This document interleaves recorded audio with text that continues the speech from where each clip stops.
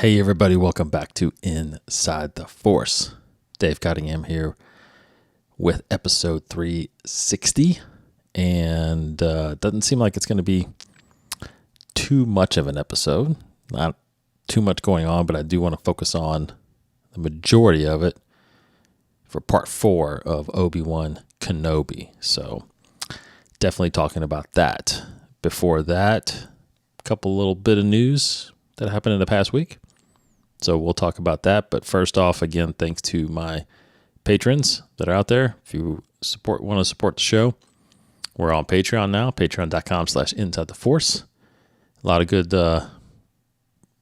things on there. First off, definitely get early access to these episodes, as well as exclusive stuff we're putting on there. There's some merch, and I am about to launch here probably in a couple more weeks, just because I'm out next week, which I'll talk about, but about to launch the merch store. Got some t-shirts and stuff that putting together. So I'd love for you guys to get into some, get some of your hands on some of those things. The beauty of it is not just Inside the Force stuff. So I'm making some unique Star Wars shirts. So I don't want everybody just to buy regular Inside the Force stuff, although we'll have some on there, but hopefully making some cool, Star Wars shirts that you guys will enjoy. So look for that. I'll be sending a link out to that, and I'll talk about it on the show, obviously, as that gets launched. But would love for you guys to support the show that way as well. Okay, so a couple news things before I talk about Obi-Wan. The first one is something that came out in an interview that Dave Filoni said, which I think you guys may have heard. If you listen to the Mandalore podcast, we talked about it on there briefly, but someone asked Filoni about the meeting between Luke and Ahsoka and whether or not we are going to see their first meeting. And Filoni had talked about that he has that scenario in his head or written down. He believes that we may see it at some point, but right now it's hard to fit it in the Star Wars properties that are out there right now, so we may not get it right away, but he does have it. Just like George, he seems like he's got things written down, got outlines worked out so that he knows where these things fall and what happens. Therefore, he can write, and the characters know when they're actually doing stuff that is being shot right now. They have that background, that history, and that just completely makes sense. So, of course, he knows what happens in that first meeting, and I think a lot of us would want to see that. That's really, really cool to know, and hopefully we will see it at some point, because that would be an interesting conversation, that Luke and Ahsoka would have, because definitely at that point, Ahsoka has known about Anakin and about being Darth Vader and his turn to the dark side. I think that how she finds out that Vader had kids is an interesting concept, an idea. Does she find out first and then talks to Luke, or does she gets introduced to Luke and then realizes it's Anakin's son? That's all up for, theorizing right now. So, of course, Luke could definitely be the one that discovers her as he's out searching for, Jedi and Sith artifacts, which is what we know of as, during post Return of the Jedi. We don't really have much yet from there, because we have a little bit of him from Battlefront 2, where he is searching for some Sith artifacts. We have obviously the flashback of him training with Leia from Rise of Skywalker. And then from there we have him training Grogu for the short, brief period of time. So, just scattered pieces here and there.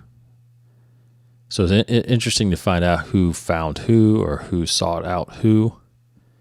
Part of me just feels like Luke found her, again, as he's searching around the galaxy. So it would just, again, be so interested in seeing or hearing that conversation, because they both definitely can learn from each other. Luke definitely can learn about his father. Ahsoka can learn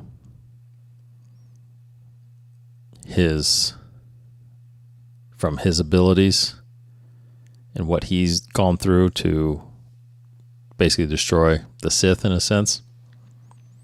A lot there to talk about. But, as we see in The Mandalorian, they've come to know each other and respect each other, and that's all you can really ask for that. So, but I would love to see that first meeting.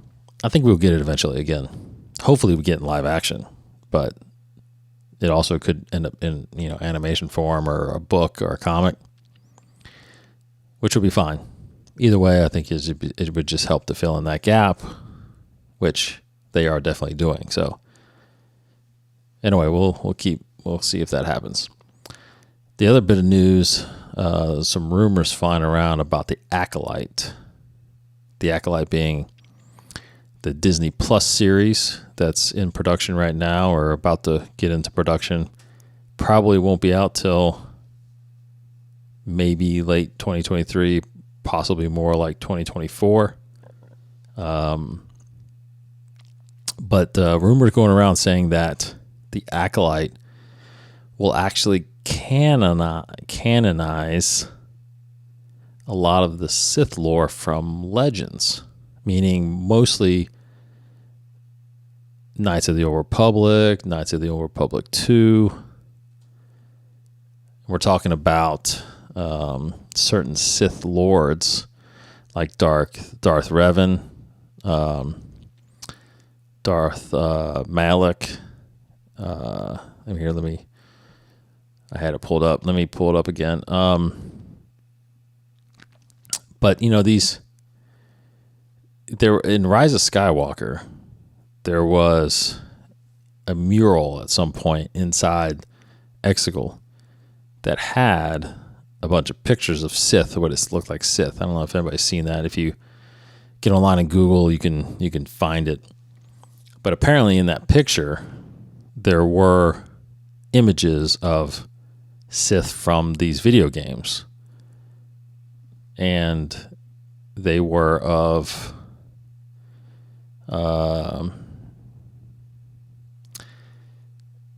Darth Revan and Darth Malak from Knights of the Republic, Darth Nihilus from Knights of the Republic 2, and then Darth Malgus, which was from Star Wars The Old Republic. And I do see them in this image. So, it looks like these Sith were technically canonized in The Rise of Skywalker. But what this rumor is saying is that the Acolyte will either mention them or show them somehow, or you'll see some statues of them. I don't know, something that will solidify that they existed, that they're part of the Sith, maybe what time period they were in or they were involved in. So, or it could be possible that one of them actually gets brought into the Acolyte and canonized at that time period. So I think what this rumor is getting at is that they're not necessarily canonizing the games, like the stories in those games. They're just canonizing the characters. So those characters technically could show up at any time period, not the time period that's designated in the games. So I don't know, Revan, Malik, they could show up possibly in the Acolyte, which would be pretty cool. I mean, just the name, the Acolyte, sounds like it's going to be all about the Sith, which is good and bad. I mean, I think it's really good that we're learning more about the Sith.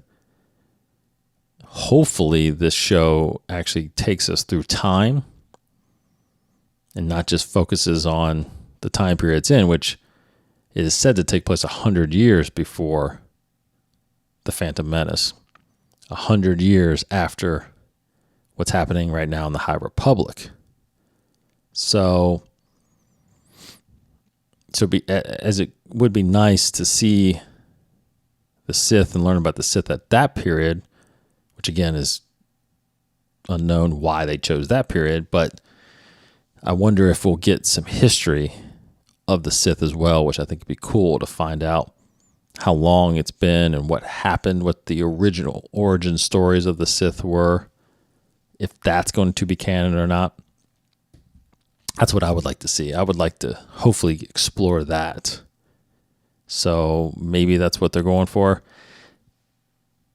And it makes sense because obviously we've gotten so much Jedi and Jedi history. And of course, with the High Republic, we're getting the Jedi at their height. Now it makes sense to explore more of the dark side after we've seen what Palpatine has done during the Skywalker saga, right? Where did it start? How did he get so powerful? 100 years before Phantom Menace, we could see the beginnings of Palpatine somehow too, which I hope is coming at some point. The origins of Palpatine would be really good. I don't know if it's going to be this, but I feel like, we're going to get something about that eventually, either probably most likely a novel, but that is really cool to read. Hopefully that becomes a reality. Hopefully we start hearing more about the Acolyte, but I'm assuming we probably won't till 2023. Although I don't have it in my notes, but I do think with D23 coming this year, D23 being Disney's big convention, which is in August, I believe. There's actually, it might be in September, because there is, let me look this up.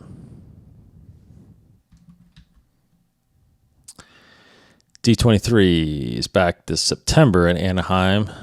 It's September 9th through the 11th.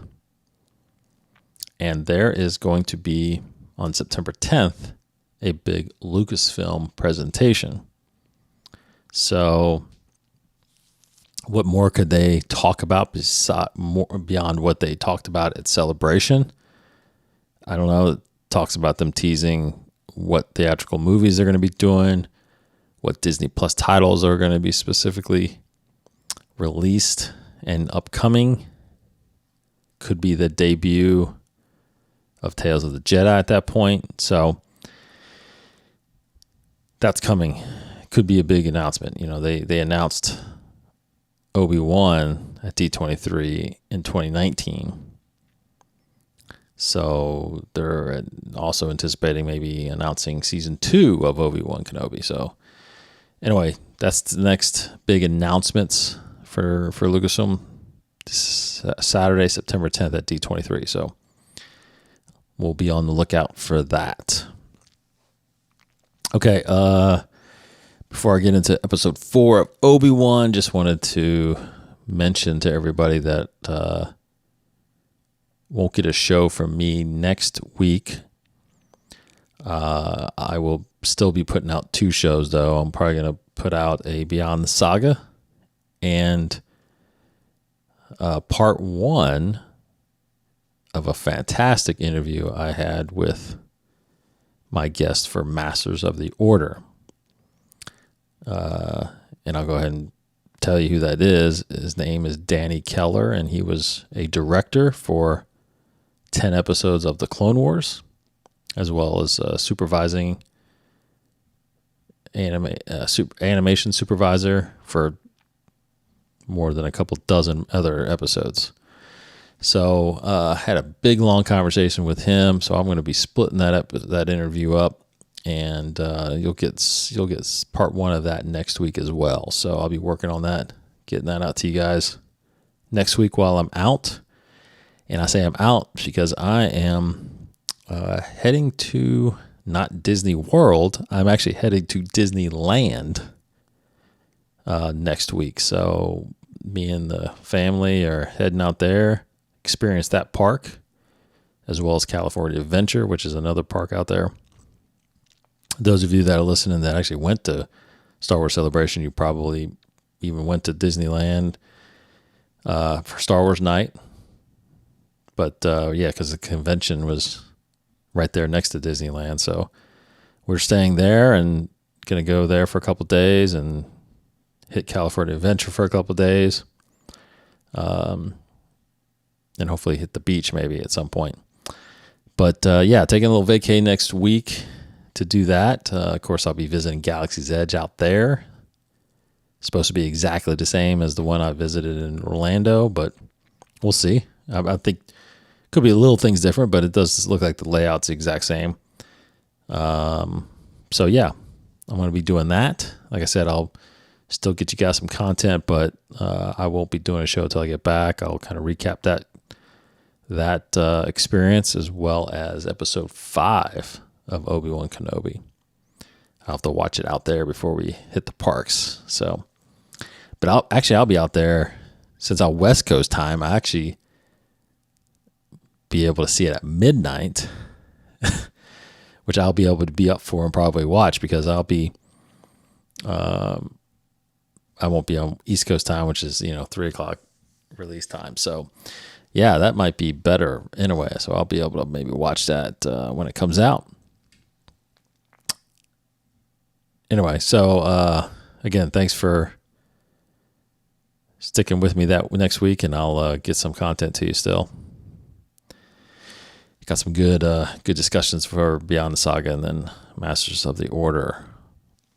All right, so real quick releases here this month, June 28th, Shadow of the Sith, big novel coming out. We talk about Luke and his stories, that story there with him and Lando, searching for the Wayfinder. And Exegol coming out June 28th. July 26th is Padawan. August 16th, The Princess and the Scoundrel. October 4th, The High Republic Convergence. And then The High Republic Path of Deceit is November 1. So those are your upcoming adult and young adult novels. Comics, this past week, you had Chrysanthemum number 1 and Star Wars 24. Now with Chrysanthemum number 1, I actually thought I didn't actually read about this, but I thought that was going to be another original comic or whatever. But actually it's a collection of Chrysanthemum stories that have already been published in other comic series. So if you've read other comic series, you've probably read these stories, but if you haven't, then you can pick up number 1 there, and it kind of collects again about 5 or 6 stories from other comics. Next week on June 15th, you got Bounty Hunters 24. The following week, June 22nd, you got Crimson Reign number 5 finally coming out. That'll end that series.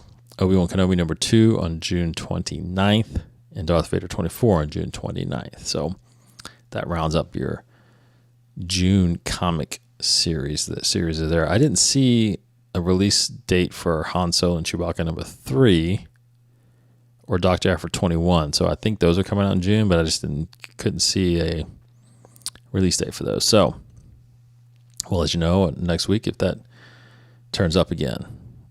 Okay, so let's talk about Obi-Wan Kenobi Part 4. Well, overall, I loved it. I think this is, I just love this series, period. So the first thing, now hopefully I'm not spoiling anything. Hopefully you've seen it. I won't. Yeah, I mean, I'm going to talk about it, so hopefully you've seen it. One thing I thought, I didn't put this together until the weekend, and then, I had a thought about O'Shea Jackson Jr.'s character being possibly a Jedi, another Jedi, because I do think, at least I thought we were going to get to see Quinlan Voss again in live action, but don't think that's going to happen necessarily now, but it could. But then after a while, I thought, well, actually, O'Shea Jackson Jr. could be Quinlan Voss. I went back and watched the Clone Wars episode, The Hunt for Zero, where Quinlan Voss is in it. Watched that again. I was like, you know what? He actually could play Quinlan. So I kind of thought maybe that they were going to do that. But sure enough, they didn't, because O'Shea is in this episode, this part 4. It goes by the name Roken. So he is not Quinlan, unless Quinlan, for some reason, has changed his name and not become a Jedi anymore, which again is quite possible. But I think Obi-Wan would have recognized him, so I don't think that's the case. O'Shea Jackson Jr. is playing Roken. He's just a rebel tech in a sense. So, anyway, this episode, I did not anticipate Obi-Wan seeing Leia again so quickly. But man, he didn't wait to heal. He just went for it. Got a couple of these people behind him. And off he goes to save Leia. Now, I will mention that one review I read, which did raise a kind of a question again for me, was how someone asked in that article, how did they know where they took Leia? You know, I didn't think about that watching it, but, you know, now I'm thinking about it and it makes sense, kind of. How did they know? They just assumed that since there was Inquisitors involved, that they would take someone like Leia to the Fortress Inquisitorius. I guess it's just a quick assumption. I guess they got lucky, but they did. And apparently they know what the base looks like and what planet it's on, but they don't have any schematics on it, and they don't know much about it. So they're kind of going in blind.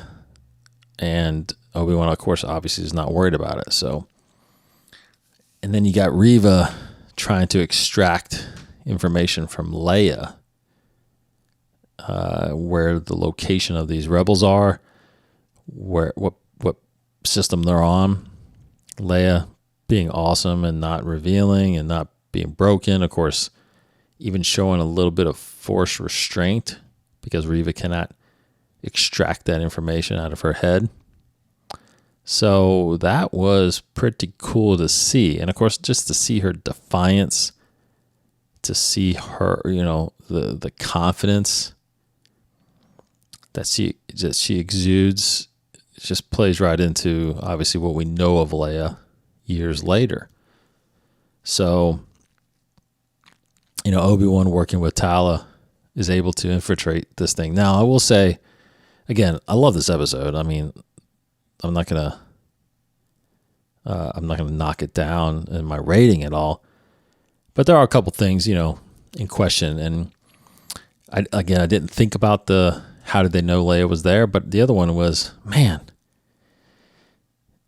it seemed quite easy to infiltrate this fortress. You just had to get, I guess, any Imperial officer can get in there, obviously, and do what Tala did. So that part, made sense. But they just got, they got secret droids, which look like kind of like Viper interrogation droids, but they're secret droids, wandering the hallways, and Obi-Wan was able to avoid those until he rescued Leia. But it's pretty cool. I actually went back also and I just watched on YouTube some of the gameplay from Jedi Fallen Order, because the last episode, the last chapter or whatever, last part of the game that you play there, you actually are inside Fortress Inquisitorius as well. So that takes place, 5 years before this show. So they've had an intruder in this fortress already. So I guess they got security amped up again, but I guess not planning on having an insider, one of your own, help, Obi-Wan or any rebels in. But that's curious to think about, that Cal Kestis and Cere were in this building as well and caused a bunch of damage. So they had to obviously rebuild it back, but that was pretty interesting to see again. And I didn't notice any visuals from the game that would happen here. I thought for a second there, when I saw the interrogation room that Leia went into, I thought for some reason, did we see that in the game? But I don't think we did. Could be wrong, but according to what I saw on YouTube, which was just some gameplay from that level, I didn't see a interrogation room. The room looked familiar when I saw it in Obi-Wan. That's why I thought about that. Like, I was kind of thinking, where did I see this? It had to have been that game, but I believe that game and this series is the only time we've obviously seen the inside. I think we've seen it in the comics, but a little bit, the training part of it for the Inquisitors, but not really a lot of the rooms and where things are. So that was pretty cool to kind of look back and see if that was right. But it seems a little, I don't know, it just seems a little easy for them, especially when apparently they were let go. It's very similar to A New Hope, right? I mean, letting them go. You have a tracker on the Falcon. According to Reva, she let them go because she's got a tracker, on Leia. But here's the thing is, I don't think she had enough time to tell everybody on that landing platform to let them go. So even with that, they didn't stop them, right? All the other people there, which would look like a couple dozen at least, couldn't stop Obi-Wan and Tala from getting on that speeder and flying off. But she was lucky enough to have put that tracker on Leia, because Vader would have just went ahead and snapped her in half. Again, really cool to see Hayden in that Vader suit again. And I did read some comments and things about people saying, why did they even cast Hayden if they're not showing him? And I mean, look, if he wanted to come back and do the Vader suit, I think he's been fantastic as Vader. I know we don't hear him or see him, but just knowing that is Anakin Skywalker in that suit is pretty cool.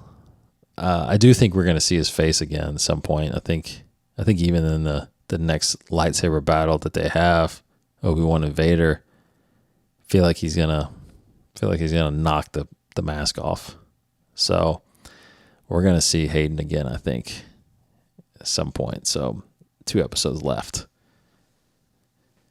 But that was, that was a cool thing to see. And then Tala, trying to create that story for a distraction. And I think she did that scene really well, especially kind of seeing, you kind of see that fear in her eye when she's trying to tell this story, but she definitely believes it. It's not a story.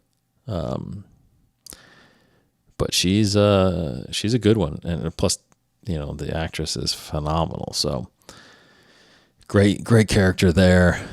But overall, Obi-Wan is getting his abilities back. I mean, he had, just deflecting bolts, but he had a good sense of when they're coming. He's able to deflect them. He's able to use the Force when he shattered that glass. He's doing good. He's getting there.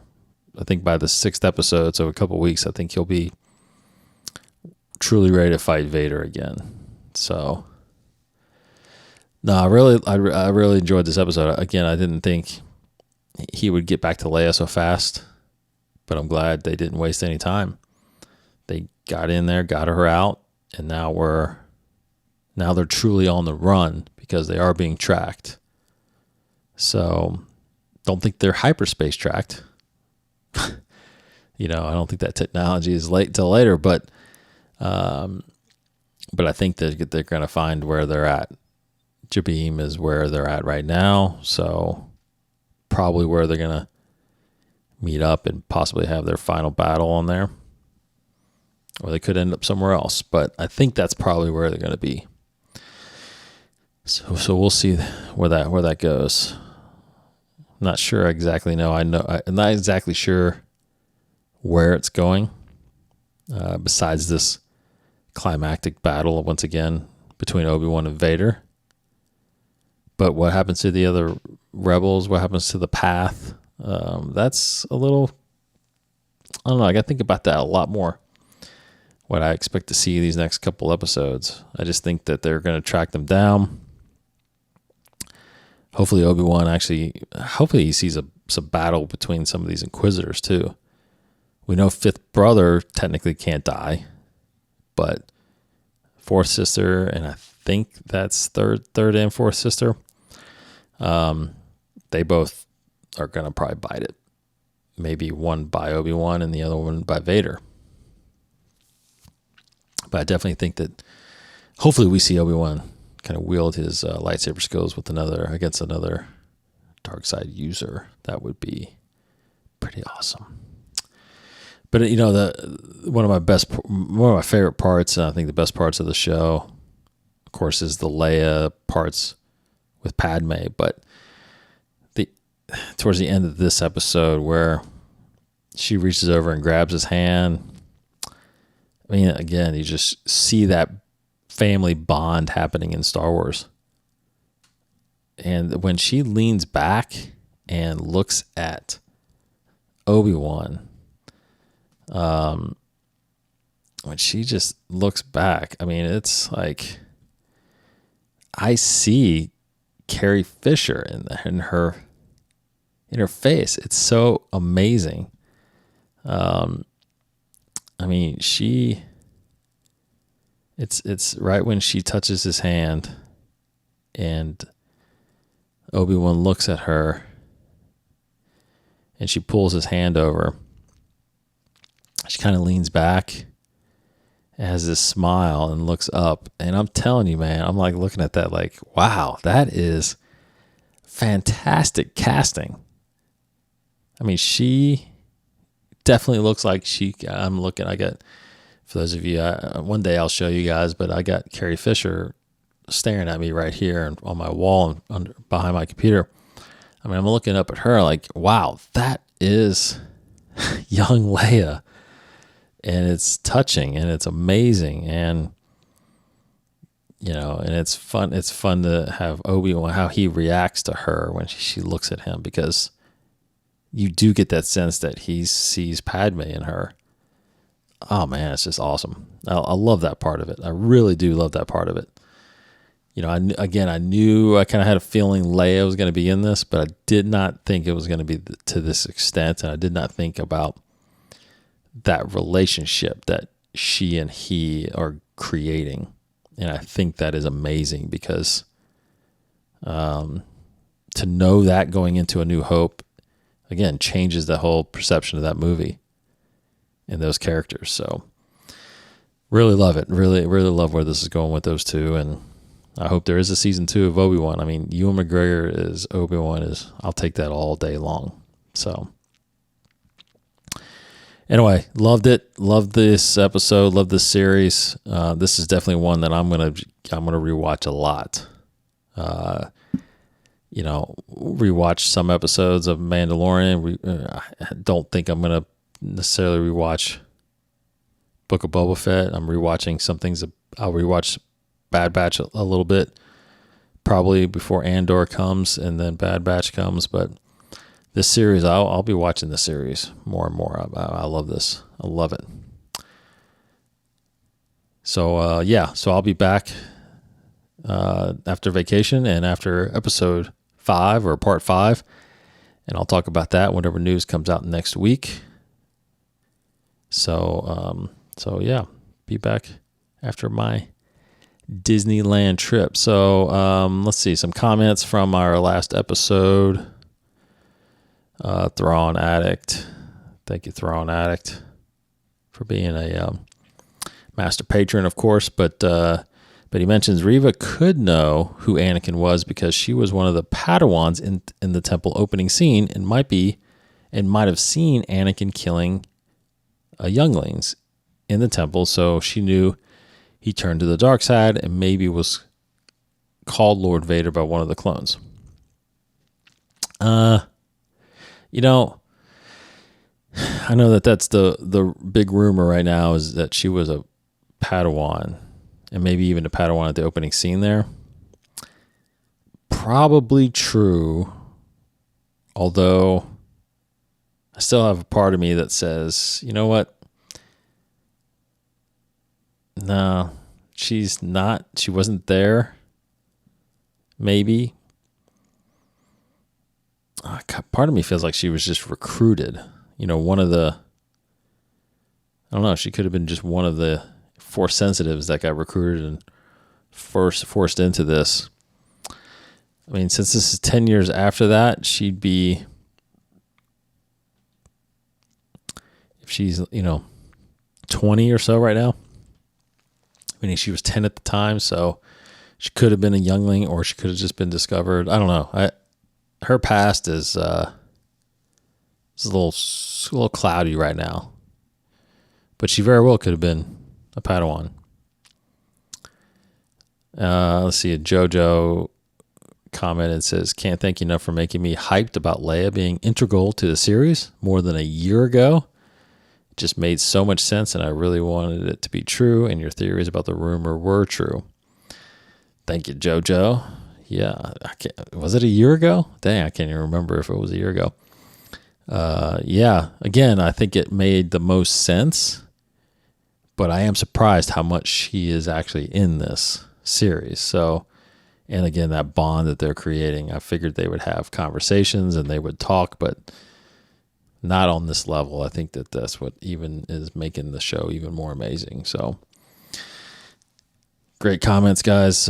Keep them coming, as well as liking us and talking about the show. You can do that by all kinds of things. For one, you could support us on Patreon. If you want to do that, patreon.com/inside the force. Got some tiers there to get some extra content, exclusive content, and of course some merch that we're putting together right now. But there is some merch on the Patreon site right now that they'll get it to you as soon as you reach a certain time. We got other shows on YouTube as well. Council Sessions, Beyond the Saga, Master of the Order, Dark Knowledge, all themed a certain way. Just we're putting out episodes of those. One of two of those types of shows a week. So you'll get at least one of those, but maybe two, depending on how much we got. So, but we're deep diving into those a lot. And then, of course, the Mandalore podcast is back up and running, because on that show we deep dive into the Disney Plus shows, and right now we're deep diving into Obi-Wan. And when I say deep dive, we're just getting into all the details. I mean, those are 2-hour minimum episodes that we and Martin Donison over there to talk about. So go get some more details about episode 4, part 4 of Obi-Wan Kenobi there. Look for that early next week. And then, would love for you guys to follow us on Instagram, Twitter, Facebook. And of course, you can listen to the show on all your podcast feeds if you want to do that. But if you're on YouTube, please hit that subscribe button. Trying to get those subscriptions up and be much appreciated. All right, everybody. I am off to Disneyland here in a couple days. Hope you guys have a great week next week. If you want to see some photos from Disneyland, you can follow me on Instagram and Twitter and Facebook. I'll probably be posting on all three. So at Inside the Force on all three, if you guys want to see some pictures of Star Wars, Galaxy's Edge out in Disneyland, as well as other things from Disney there. All right. Thank you, as always. I really, really appreciate you guys listening and watching. Take care. I will see you guys after next week, but be back here next week for a couple shows, one from Beyond the Saga, one from Masters of the Order. Take care. See you next time. May the Force be with you.